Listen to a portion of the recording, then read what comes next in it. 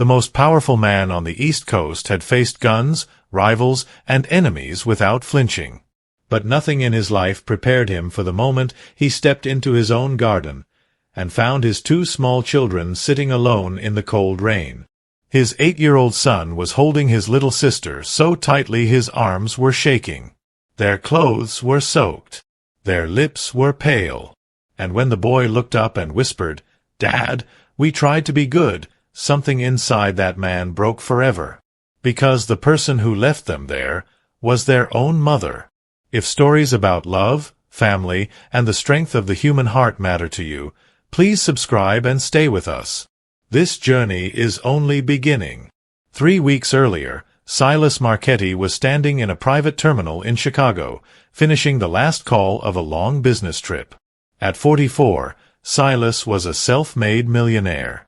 He had grown up poor in South Boston, the son of a dock worker and a waitress, wearing second-hand clothes and learning early that the world did not give anything for free.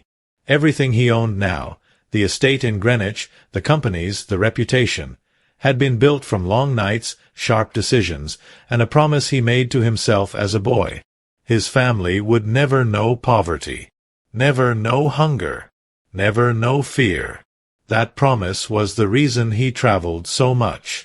But as his plane touched down in Connecticut, his thoughts were not on business. They were on his children. Asher, 8 years old, quiet and serious, with gray eyes just like his father. Iris, 6, soft and bright, who still ran into his arms every time he came home as if he had been gone for years. He imagined their voices echoing through the house. The way Iris would wrap her arms around his neck. The way Asher would try to act grown-up but still stay close. Home. That word meant everything to him. But when his car turned through the iron gates of the estate that night, something felt wrong. The house was dark. No lights in the living room. No movement in the windows. And the storm rolling in from the coast had already begun to pound rain across the property.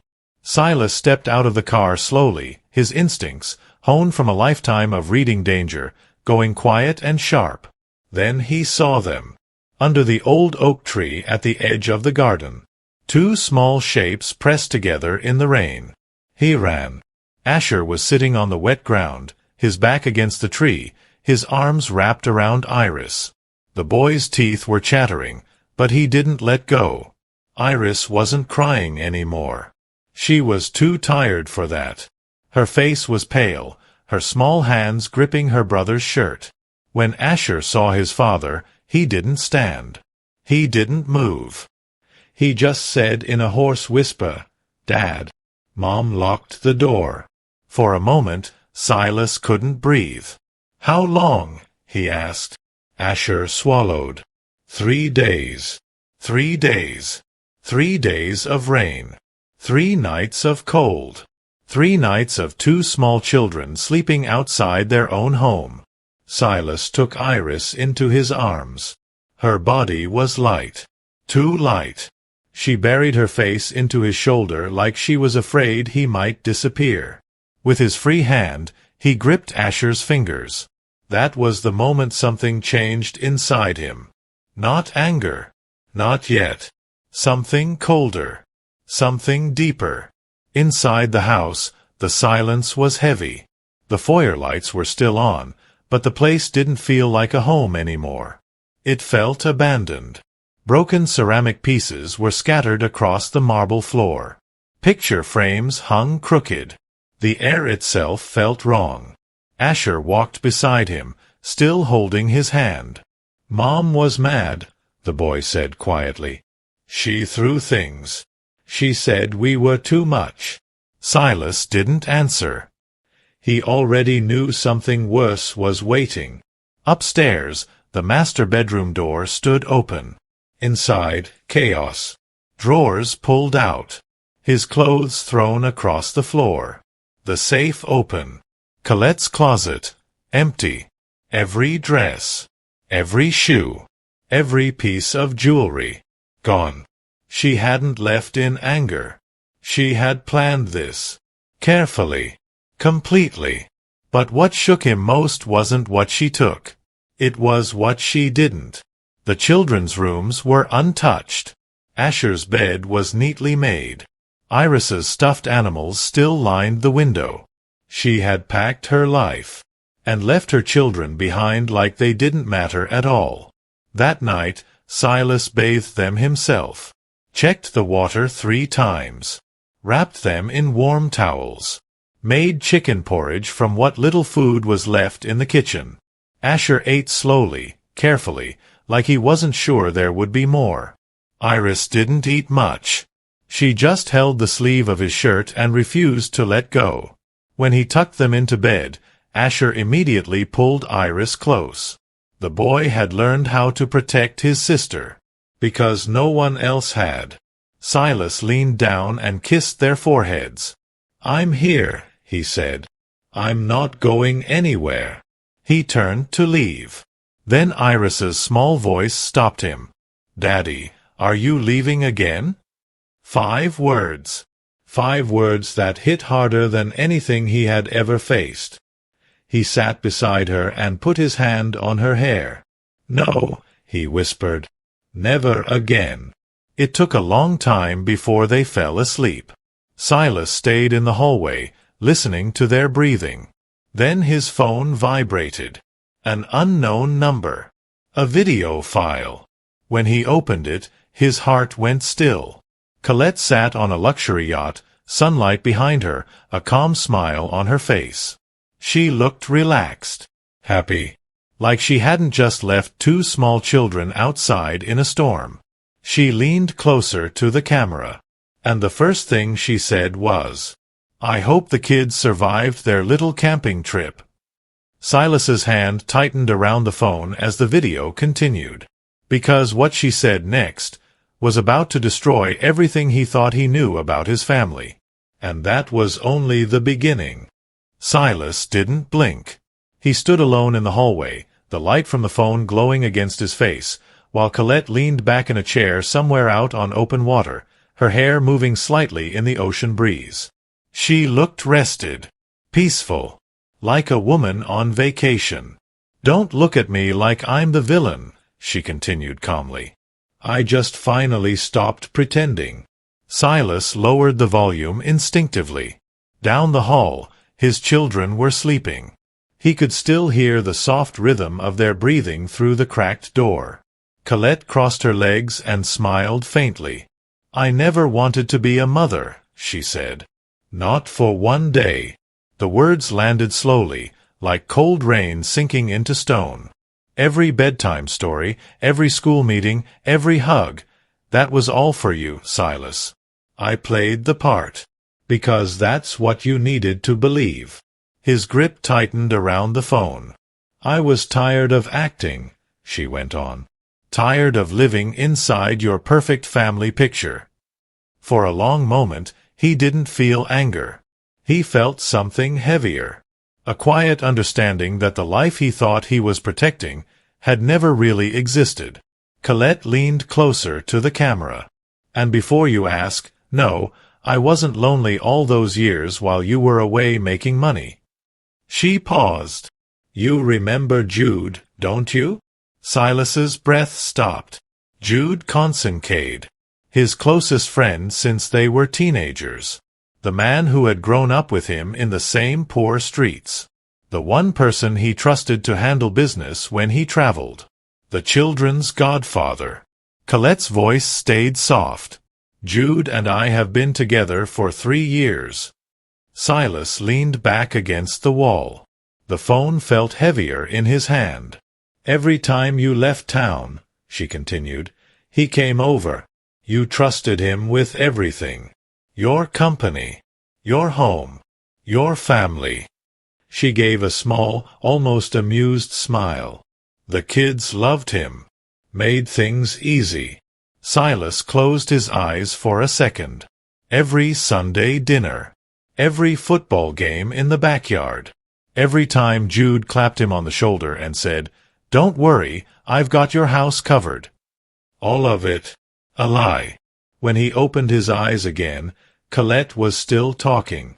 After the kids went to bed, Jude usually stayed. We had the whole house to ourselves. Funny thing, they never suspected anything.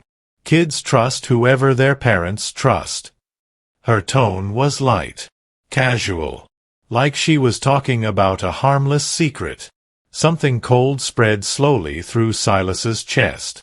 Not rage. Not yet. Something quieter. Something that didn't burn, but settled deep. Then Colette reached off camera and brought back a stack of papers. "Now let's talk about something important," she said. "Money." Silas didn't move. She flipped through the documents slowly. Asher's education fund? Gone. Another page. Iris's too. Combined, that's a little over $2 million. The words hit like a dull impact. Money he had set aside month after month. Money meant to protect their future. She turned another page. The family trust was a bit more complicated, she said. But Jude helped with that. After all, you gave him co-signing authority. You always said he was the only one you trusted. Her smile came back. We transferred most of it. Stocks, accounts, investments. Between everything, we'll be very comfortable for a long time. Silas's jaw tightened. Not because of the money. Because every safeguard he had built to protect his family had been handed to the people who destroyed it. Then Colette picked up 2 small passports. She held them up to the camera. Asher's. Iris's. Silas straightened slowly. "We had these ready months ago," she said. "Planning takes time, you know." Months.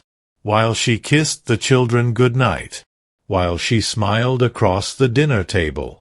While he thought everything was normal. Then her expression changed. The calmness stayed, but her eyes hardened. "One more thing," she said. She turned a tablet toward the camera.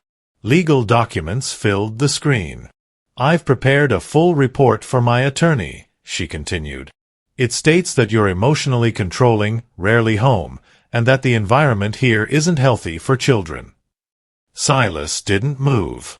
"Of course, none of it is completely true," she added lightly. "But truth isn't what matters in family court. What matters is what sounds convincing." She leaned closer. "If you try to come after us, if you use your business connections or any of your other connections, this gets filed immediately." She let the words sit. "With your background, Silas, any judge will believe you're the dangerous parent." For the first time, the anger rose. But it didn't explode. It hardened. Became still. Colette stood up, smoothing her dress. "The children are your responsibility now," she said. "No more pretending." Then the screen went black. Silas remained in the hallway, staring at his reflection in the dark phone screen. The house was quiet. Too quiet. Inside the bedroom, 2 small children slept, believing their father had come home to save them. But everything else was gone. His marriage. His closest friend. Their money. Their security. Their future. For a long moment, he didn't move. Then his mind began working the way it always had. Cold. Precise. Efficient. One call to Brennan, his security chief. Another call to the port authorities. And one more call to men who didn't ask questions. Within 48 hours, the yacht would disappear. Jude would disappear. Colette would disappear. That was how his world handled betrayal. Silas walked into his office and sat behind the desk. He opened his contacts. His thumb hovered over Brennan's name. One call. That was all it would take. He could end the pain. End the humiliation. End the threat. His finger moved closer to the screen. Then, from down the hall, he heard something small. A soft sound. The quiet shift of a child turning in sleep. Silas froze. He stood slowly and walked back toward Iris's room. The door was slightly open. Inside, the nightlight cast a gentle glow. Asher was curled on his side, one arm wrapped tightly around his sister. Even in his sleep, he was holding her, protecting her, like he didn't trust the world to keep her safe. Silas stood in the doorway for a long time, and for the first time that night, the question changed. Not what he wanted to do, but what his children needed him to become. He turned back toward his office. The phone was still on the desk, Brennan's name still glowing on the screen. Silas stared at it. Then slowly, his hand moved away. For a long time, Silas stood there in the quiet of his office, looking at the phone as if it were something dangerous. In the world he came from, hesitation meant weakness. Decisions were supposed to be fast, clean, final. But tonight wasn't about power. Tonight, two small children were sleeping down the hall, holding onto each other like the world might disappear again if they let go. And if he chose the path he had walked his whole life, there was a risk that one day they would wake up without a father too. Silas picked up the phone again. His thumb moved.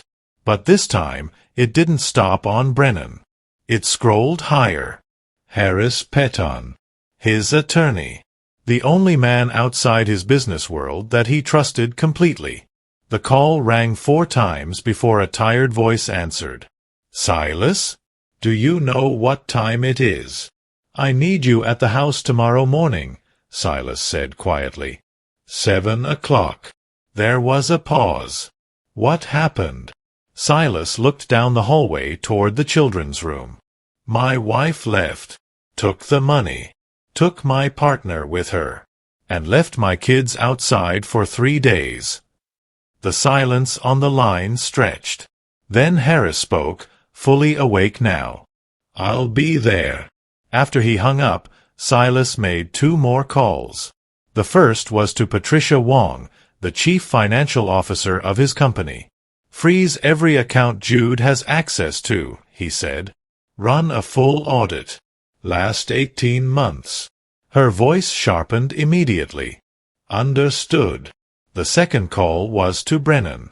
There was no greeting. "Boss," Brennan said. "We've been waiting." Silas leaned back in the chair. "I need protection on the house. Starting now. Around the clock." A short pause. "And Jude?" Brennan asked.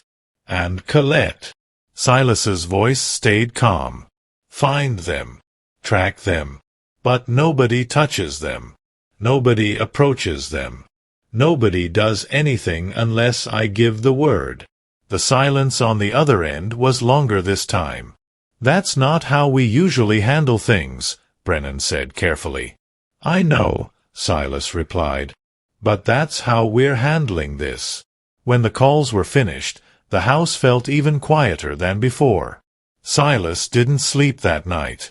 He dragged an armchair into the hallway and sat outside Iris's door, listening to the steady rhythm of 2 children breathing. Every now and then, Asher shifted in his sleep. Every time he did, Iris moved closer to him. By morning, the storm had passed. Gray light slipped through the windows. Silas went downstairs and opened the refrigerator.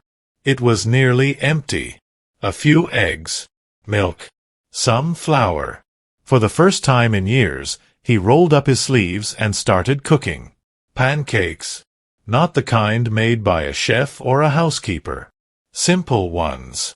Slightly uneven. Cooked slowly, one by one.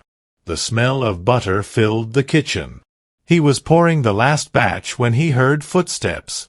Asher appeared at the bottom of the stairs, holding Iris's hand. The boy stopped when he saw his father standing there in a striped apron. For a moment, he just stared. "I made breakfast," Silas said. Asher nodded slowly, like he wasn't sure what to expect from the world anymore. They sat at the counter. Iris stayed pressed against her brother, their chairs touching. Silas placed pancakes in front of them and added a little honey and the last strawberries he could find. Asher picked up his fork. He ate slowly, carefully. Then he stopped. He looked down at his plate and asked in a quiet voice that didn't sound like an 8-year-old at all. "Why did Mom leave us outside?" Silas turned off the stove and came around the counter. He knelt in front of his son so their eyes were level. "You didn't do anything wrong," he said. Asher didn't speak. "Sometimes," Silas continued carefully, "adults make very bad choices. And those choices have nothing to do with the kids around them." Asher looked at him for a long moment. Then he nodded once, like he wanted to believe it. Iris didn't say anything. She climbed off her chair and walked straight into her father's arms. She curled up against his chest and closed her eyes.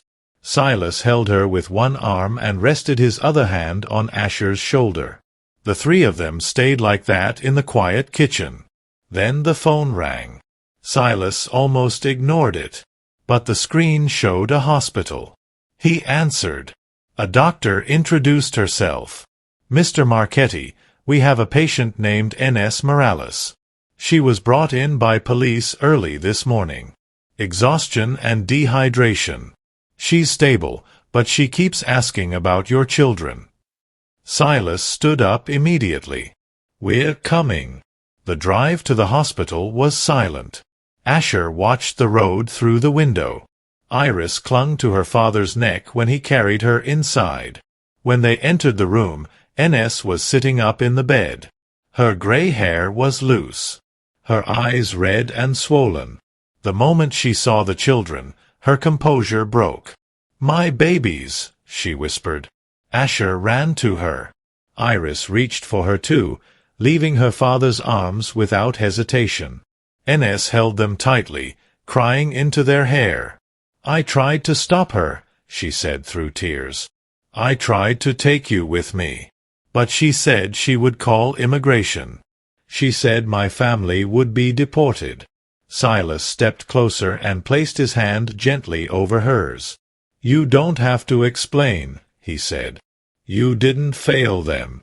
When she calmed down, Ines hesitated. "There's something else," she said quietly. She reached into her bag and pulled out her phone.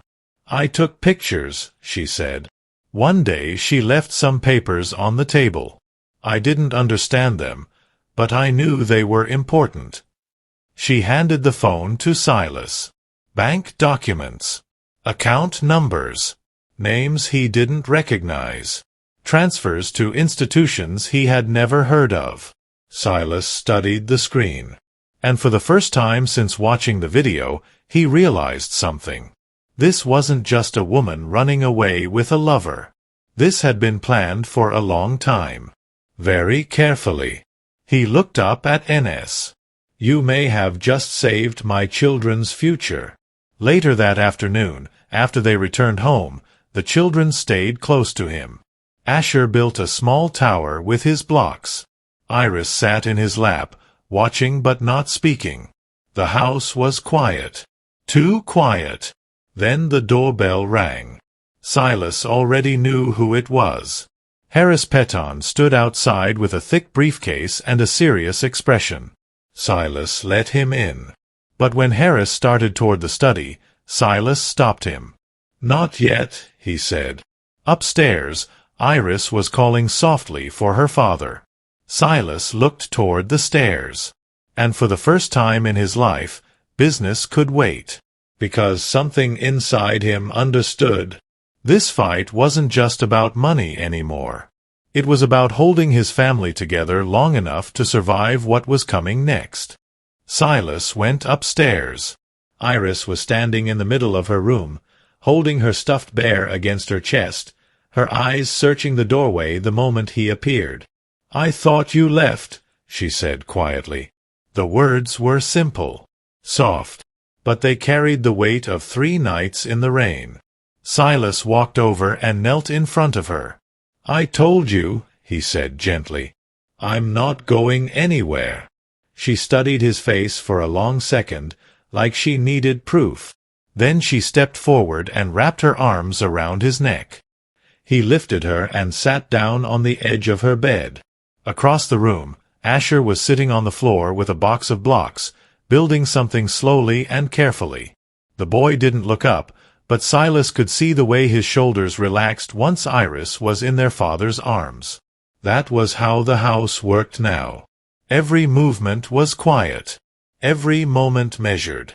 Every child watching to make sure the people they depended on were still there. Silas stayed with them until evening. He helped Asher finish the small tower.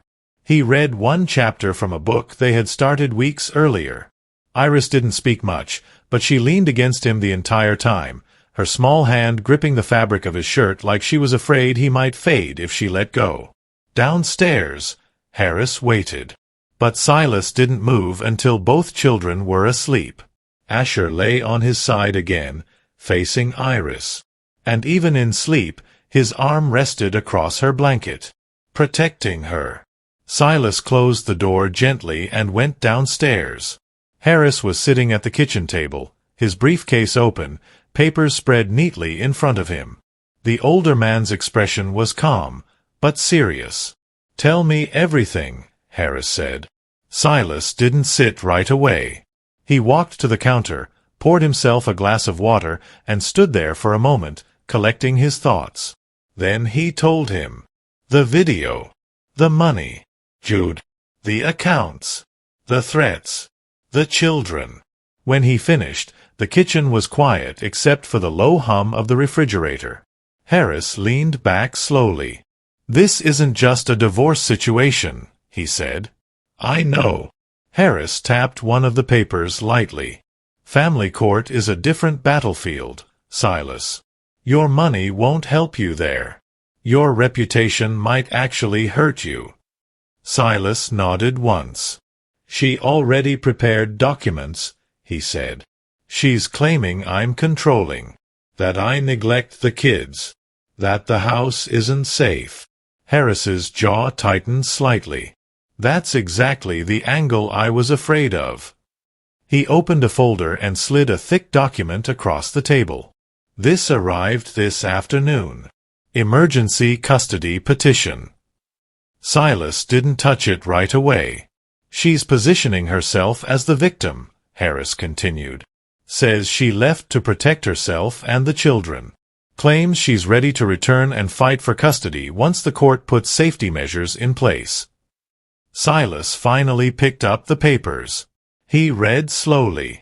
Every sentence felt like stepping into a world turned upside down. The woman who left 2 small children outside in a storm was now describing herself as their protector. The mother who abandoned them was calling him dangerous. Silas set the papers down carefully. "This is insane," he said quietly. Harris nodded. "Yes. But in family court, the story that sounds convincing often matters more than the truth." For a moment, neither man spoke. Then Harris reached into the briefcase again. "There's something else." He placed a sealed envelope on the table. "I don't like this part," he said honestly. Silas opened it. Inside were lab results. DNA testing. His eyes moved over the page once. Then again. Then a third time. According to the report, he was not the biological father of Asher. Or Iris. For a long moment, the words didn't register. He remembered the hospital room. Holding Asher for the first time. Cutting the cord.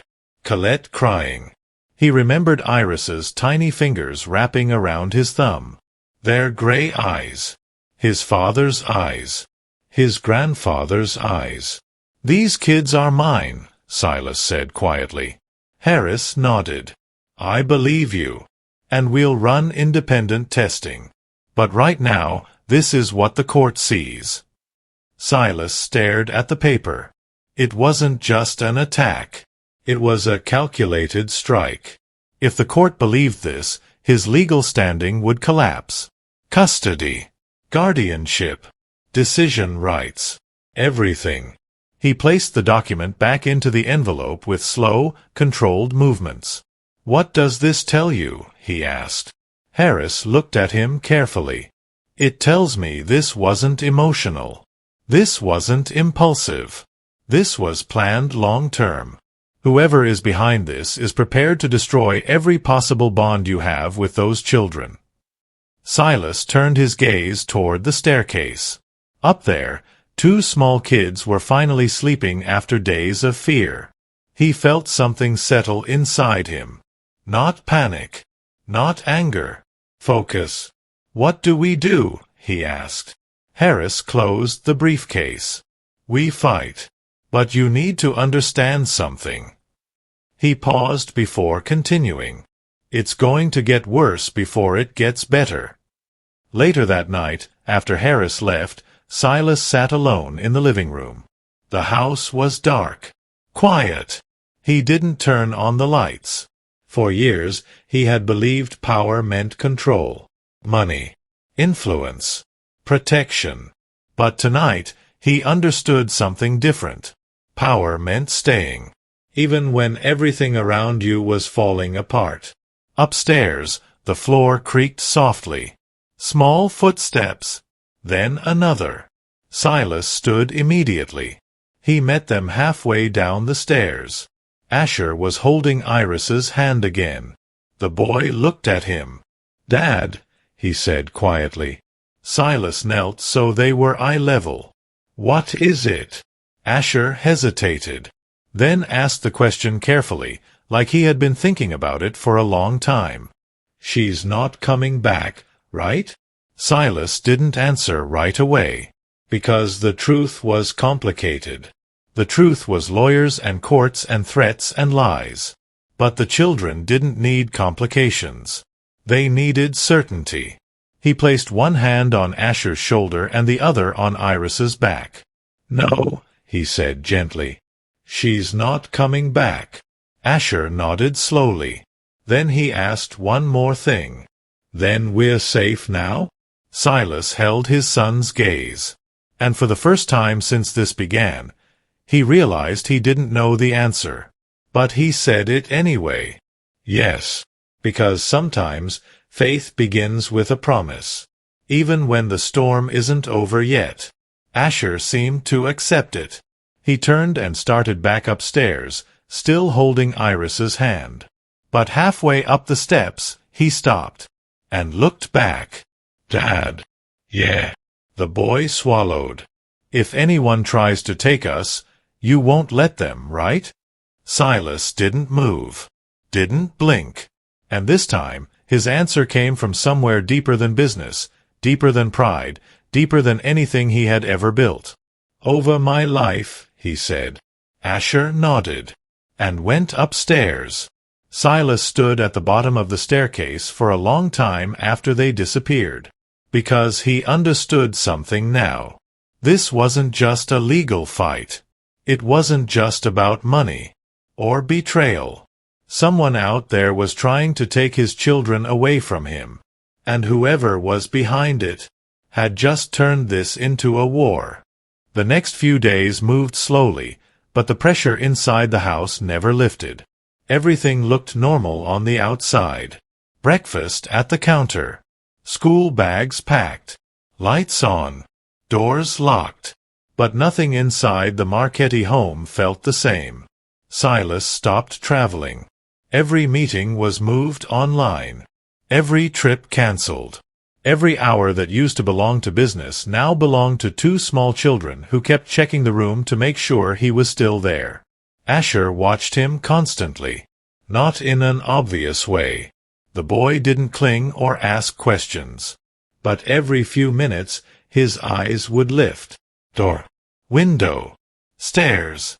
Father. Then his shoulders would relax just a little. Iris stayed close enough to touch him at all times. If he moved from the kitchen to the living room, she followed. If he sat down, she curled beside him with her bear. Silas didn't push her to talk.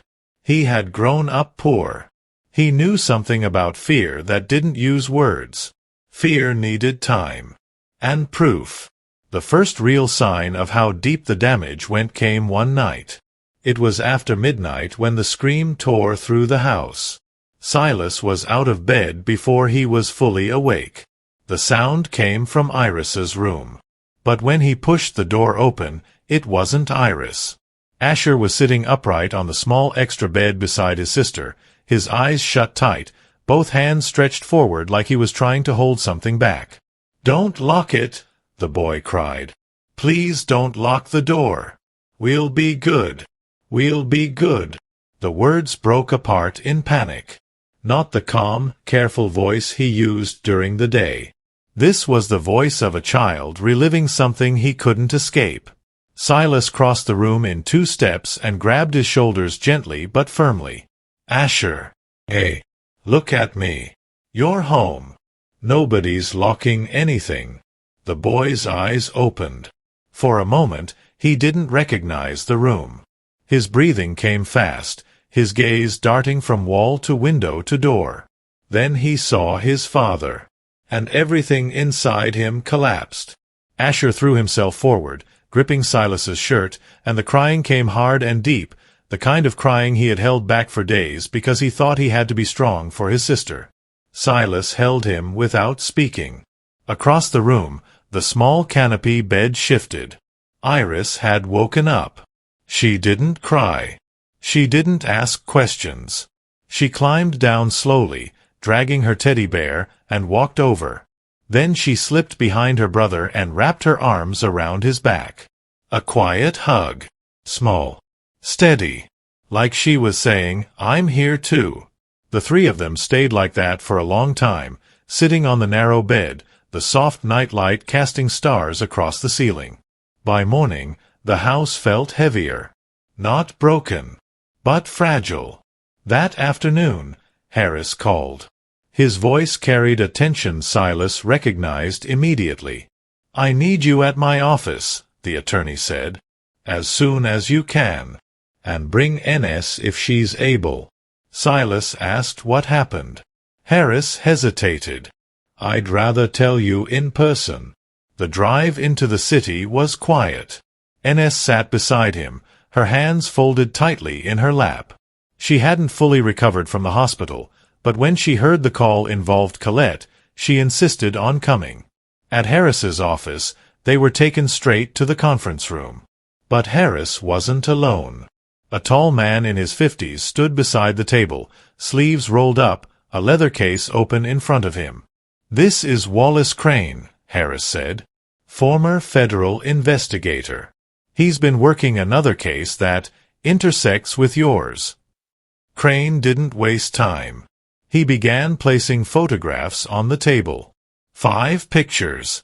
Different locations. Different hairstyles. Different clothes. But the same face. Colette. Except not Colette. In one photo, she had short dark hair, standing beside a businessman outside a restaurant. In another, she was blonde, holding hands with a different man on a beach. In a third, she wore glasses and a leather jacket, laughing in a cafe with someone Silas had never seen before. NS covered her mouth. Harris said nothing. Crane placed another set of documents beside the photos. Driver's licenses. Passports. Birth certificates. Each with a different name. Each with the same face. Catherine Moore. Diana Wells. Audrey Sinclair. And several more. Silas looked at the images for a long time. Then he looked up. "What is this?" Crane's voice was calm and direct. "Your wife doesn't exist." The room went completely still. "Colette Marchetti is a constructed identity," Crane continued. "The woman's real name is Lenore Ashp. She's been running marriage fraud operations across multiple states for over 15 years. Silas didn't react immediately. The words didn't hit all at once. They came slowly, like pieces of a life being erased one by one. 9 years. Every dinner. Every holiday. Every quiet night. Every story she told about her childhood. Every memory. All of it staged. All of it designed. NS spoke softly, almost to herself. Sometimes her voice changed, she whispered. "On the phone. I thought maybe I was imagining it." Crane nodded. "That's consistent. She adapts to her target," He opened a thicker file and began turning pages. Each page showed another man, another home, another city, another marriage, and the same ending. Assets drained, accounts emptied, lives destroyed. When Crane reached the final page, he paused longer than before. "This one didn't recover," he said quietly. The photograph showed a middle-aged man standing in front of a suburban house. 6 months after she disappeared, he took his own life. Enes sat down slowly. Silas didn't move. Because for the first time, the situation shifted. This wasn't a broken marriage. It wasn't betrayal. It was something much colder, much bigger. Crane closed the file. Then he placed one more set of papers on the table. Phone records. Highlighted. "Here's the part you need to understand," he said. Leonard contacted Jude over a year before their relationship began. Silas's eyes lifted. "The early calls were short," Crane continued. "Then longer. Then detailed. Your travel schedule. Your finances. Your company structure. Your household routine." Silas felt the room tighten around him. "Jude didn't start this," Crane said. "He was recruited." Silas leaned back slowly. For days, his anger toward Jude had been sharp and personal. But now something else settled in. A colder realization. This had never been random. Never emotional. Every step had been planned. Every weakness studied. Every relationship turned into a tool. And if that was true, then the worst part of this story might still be ahead. Crane looked directly at him. "There's one more thing you need to see," he said. And he slid the final document across the table. Silas didn't touch the document right away. For the past hour, every page placed in front of him had taken something away. A memory, a belief, a piece of the life he thought he understood. He reached forward slowly and pulled the paper closer. It was a timeline. Dates. Transactions. Travel records. Highlighted notes running down the margin in Crane's precise handwriting. Silas's eyes moved from one line to the next. Year 1 of the marriage. Small joint account transfers. Year 2, new insurance policies added quietly. Year 3, legal access permissions expanded. Year 4, Jude granted secondary authorization on several financial structures. Year 5, offshore shell companies opened. Year 6, trust restructuring. Year 7, educational funds repositioned.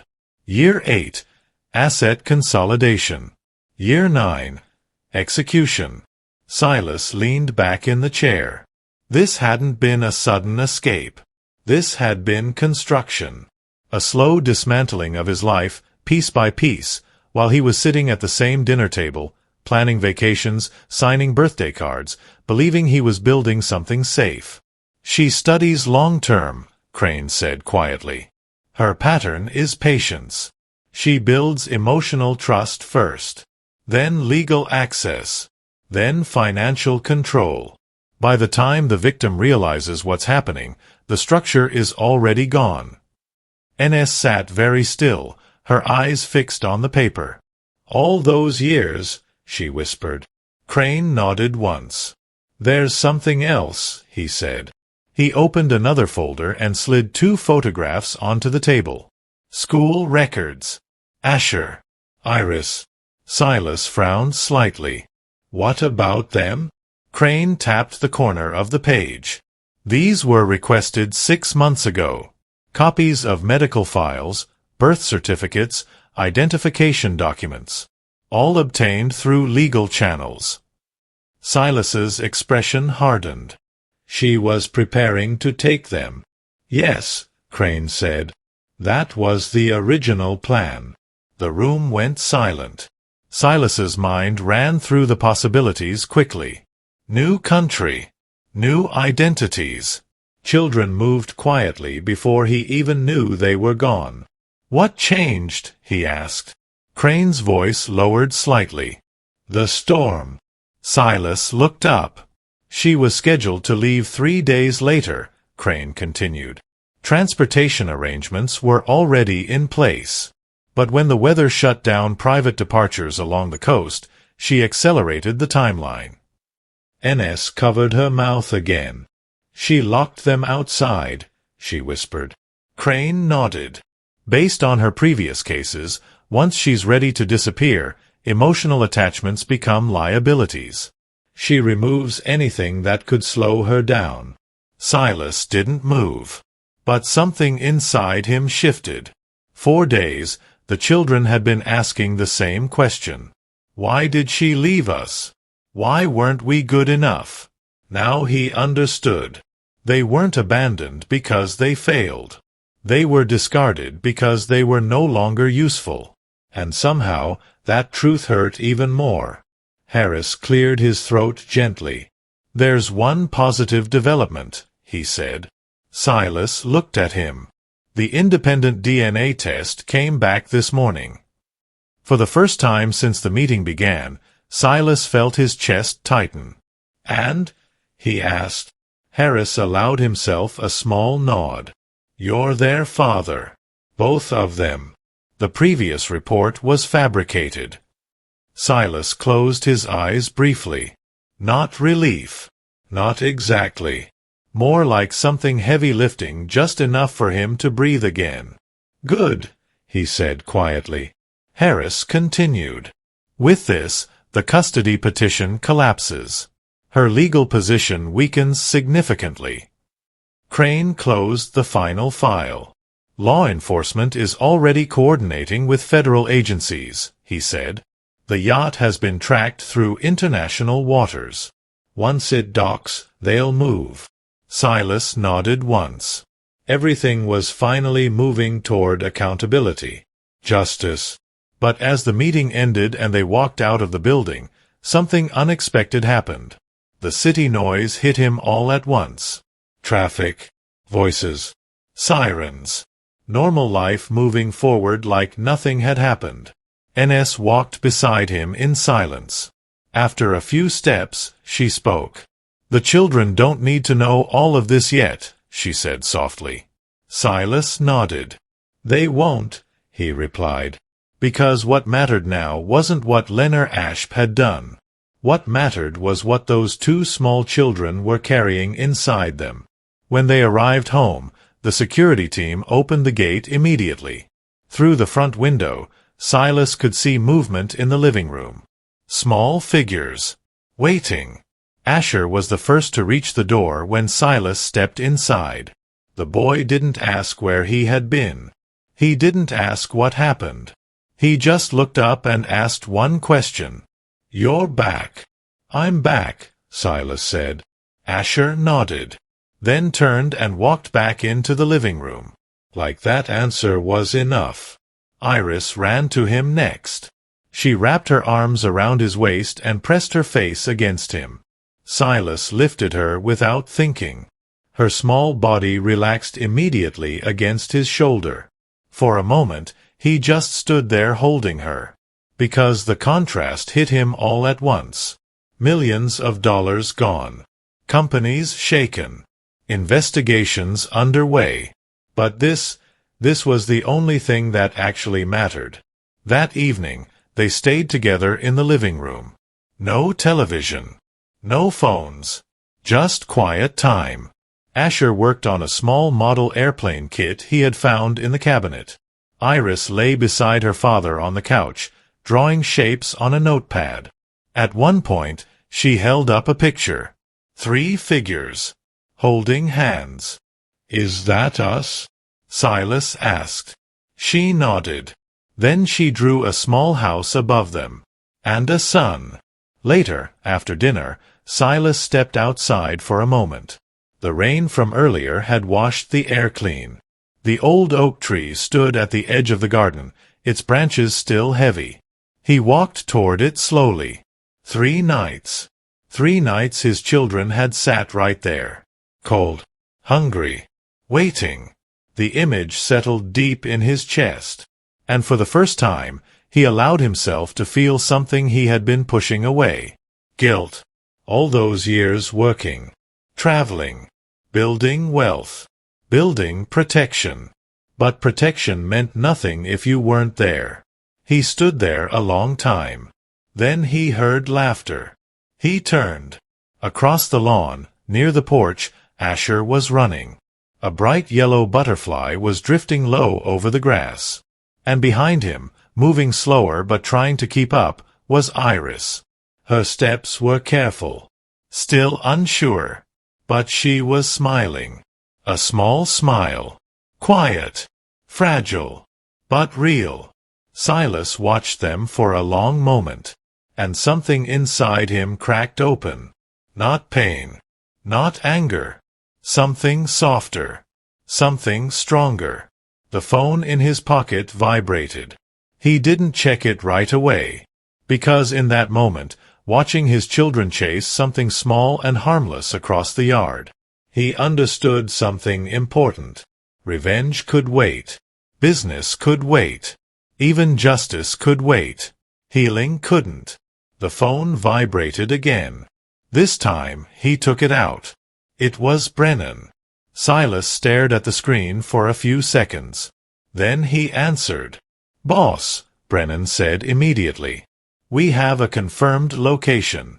The yacht just entered port." Silas's eyes moved back to the children. Iris had stopped running and was now laughing as Asher tried to catch the butterfly. For a moment, the world felt quiet. Then Brennan spoke again. "Just give the word."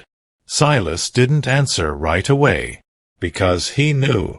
The next decision he made would decide what kind of man his children would grow up remembering. Silas stood there with the phone at his ear, watching his children in the fading light. The butterfly lifted higher, drifting toward the old oak tree. Asher chased it without thinking. Iris followed, slower, her small legs working hard to keep up, her laughter light and fragile, like something the world had almost taken from her. "Boss." Brennan's voice came again. "Do you want us to move?" Silas took a slow breath. 4 years, decisions like this had been easy, fast, cold. But now there were 2 small lives running across his lawn, learning how to feel safe again.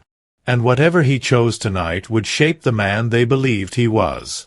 "No," Silas said quietly. There was a pause on the line. "No," Brennan repeated. "Law enforcement is already involved," Silas continued. "We do this the right way. No shortcuts. No shadows." Another silence. Then Brennan answered, more slowly this time. "Understood, boss." Silas ended the call and slipped the phone back into his pocket. Across the yard, Iris had stopped running. She stood under the oak tree, looking up at the branches. Asher came back toward her, breathless. The butterfly was gone. But instead of disappointment, the boy reached for his sister's hand. And together, they walked back toward the house. That night, Silas slept in the armchair outside their rooms again. Not because he didn't trust the locks, but because they still woke sometimes. Still needed to see him there. 3 days later, the call came from Harris. "They've been taken into custody," the attorney said.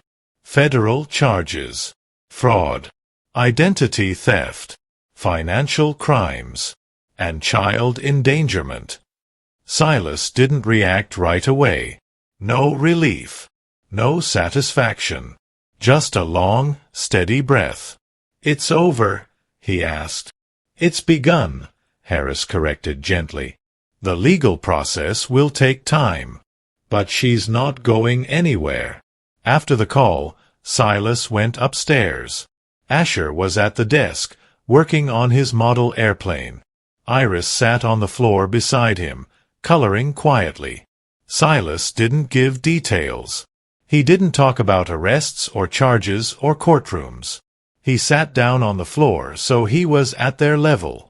"The woman who hurt our family," he said carefully, "can't come back anymore. The police made sure of that." Asher's hands stopped moving. He didn't look up right away. Then he asked very quietly, "For real? For real?" The boy nodded slowly. Iris didn't say anything, but she leaned her head against her father's shoulder and stayed there. That night, something small changed. Asher slept in his own room for the first time since the storm. The door stayed open. The light stayed on. But he slept. And Iris didn't cry. Weeks passed. The house began to breathe again. Morning pancakes became routine, even when Silas burned the edges. Asher started laughing sometimes. Short bursts at first, then longer. Iris began talking more.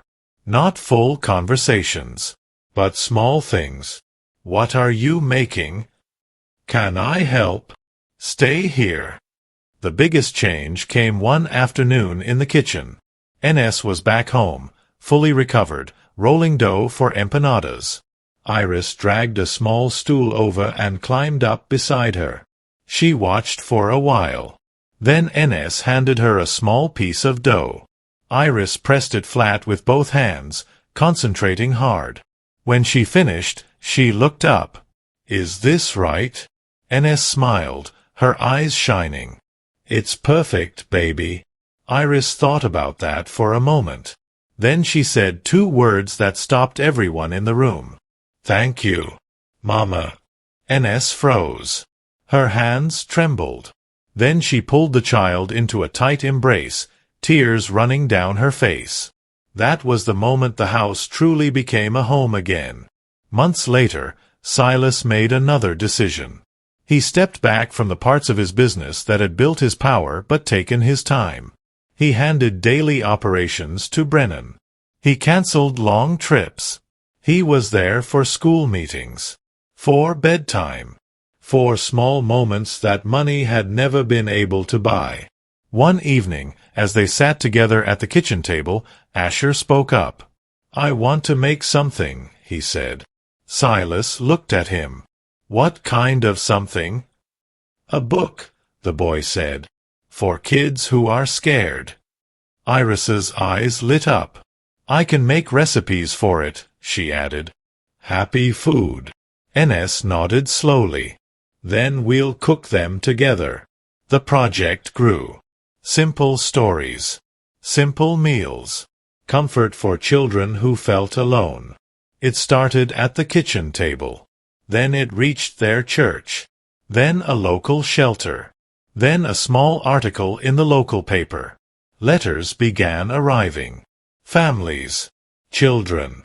Stories of loss, fear, and survival. Silas read them late at night, realizing something he had never understood when he was building his fortune. Wealth protects a house, but kindness builds a life. Years later, the old oak tree still stood in the garden. Stronger. Wider. Its roots deep. On the anniversary of the storm, the family gathered beneath it. Not to remember the pain, but to honor the strength that grew from it. Asher, taller now, stood beside his father. Iris held Enes's hand. The house behind them was filled with warmth, laughter, and the quiet comfort of people who chose each other every day. Silas looked at his children and finally understood something that no amount of money had ever taught him. The night he found them in the rain had not been the night his life fell apart. It was the night his life began again. Because real strength isn't power. It isn't revenge. It isn't pride. The strongest thing a person can do is stay, love, and choose light when the world gives them darkness. And the truth he carried with him for the rest of his life was simple. Love didn't make him weaker. Love saved them all. If this story touched your heart, please subscribe and stay with us for more stories like this. And tell us in the comments, which part of the world are you watching from?